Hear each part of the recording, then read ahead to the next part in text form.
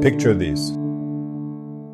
Streets filled with young people, many of them Gen Z born between the late 90s and early 2010s, waving signs, chanting slogans, and organizing on social media with a speed and scale we've never seen before. Gen Z has become a force to be reckoned with. But here's a question that doesn't get asked enough. What role does faith play in all this? There is something about religion. There is a power in religion that we don't speak about, and that came out today, especially from my fellow panelists.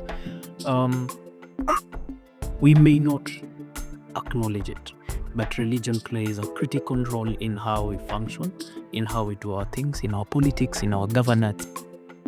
I think the questions that we're asking ourselves about what is the disconnect between the simmering anger and the questions that the young people have around corruption, around injustice, around bad governance. What is our role as faiths and as people sit in positions of leadership within faith? And they're not waiting around for someone else to fix it. Take the 2024 protests in Kenya, for example. Young people flooded the streets over a finance bill that would have raised taxes on basics like bread and diapers. They called it the Gen Z revolution, leaderless, decentralized, and fueled by TikTok and X.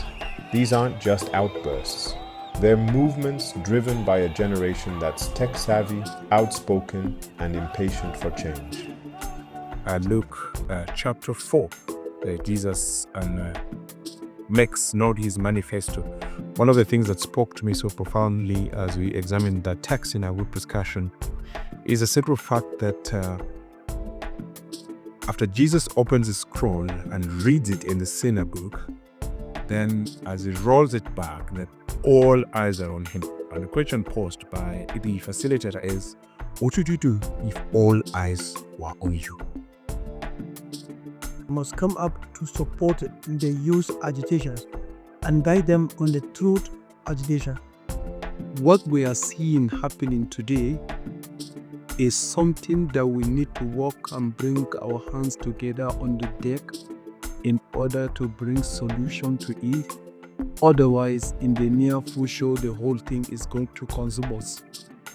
What I've heard from the mini conversation, the situation in Kenya is the same thing in Nigeria. Young peoples are vulnerable. They are the most populated in Africa today. And it is sad and so unfortunate that their voices are not being heard. And from every indication from our political movement across the continent, the youth have no place entirely. And the old breed politicians keep recycling themselves, and there is no policy and programs that are meant for the betterment of our countries, particularly the youth. If we come together and share experiences and share understanding from our various faiths around how we can build a better world for ourselves and prepare young people for their future, that really is one hope away forward. Now, faith and Gen Z might not seem like an obvious match. Studies show this generation is less religious than their parents. Fewer go to church, mosque, or synagogue regularly. But that doesn't mean faith is irrelevant. For many, it's less about organized religion and more about personal belief systems that shape their values. Think about it. Protests often hinge on ideas of justice, compassion, and standing up for the vulnerable, ideas rooted in spiritual traditions. I want to use this occasion to call on our governments in Africa to rethink of working out policies that will include young people.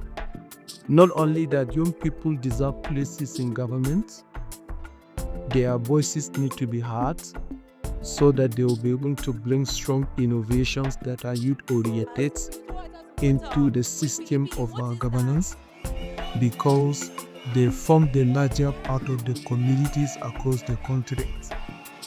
And as faith leader, I have learned from the conversation to always look up and have an open heart and open mind for young people. And it is time not only to empower young people educationally, but also to think of their placement in the society, so that African countries will be a blessed and a best place for everyone to reside. We want to see in future that the way people are running to Europe and other countries, those from Europe are going back to Africa to live for peace, progress, and development. So what are those things that we're blocking that stop us engaging there? But more importantly, what can we do together? What are the conversations we could start having together that are going to help us in our separate faith traditions and together to build a better Kenya, a better Africa, a better... Justice is intersectional. I cannot care about justice in South Africa without caring about what justice looks like in Kenya. We cannot listen to protests in one country and one city and think that it is not connected to the same issues and the reasons people protest in my city and my country. So this just gives me a good reason to continue to network and to build relationships so that together we can build a society full of justice and liberation.